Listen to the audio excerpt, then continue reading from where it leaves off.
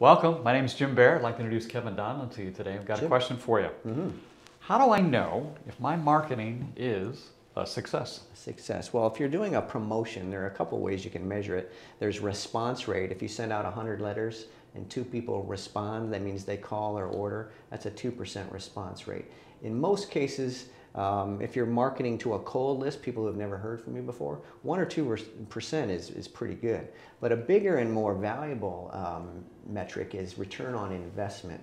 So if you spend $100 and you mail 100 postcards, let's say, and you get 1 response, well, don't be sad if your average sales ticket is $10,000. That's a pretty darn good response. It's a pretty darn good return on investment. You spend $100, you got $10,000 back. If your product is only $25 and you get 1 response, the response is okay, 1%, but your return on investment is negative on the front end. Now let's look bigger here. If you get a client and the first sale is $25 and you spend $100, well, you've just lost $75, right? Well, what if every time that client comes into your business for $25, they end up spending on average another $500 or $1,000? Well, then you can afford to lose money on the front end if your long-term sales will pick that up for you. So you've really got to do your homework. You've got to know, is a client worth just 1 sale to me, or 3, 4, 5, or 10?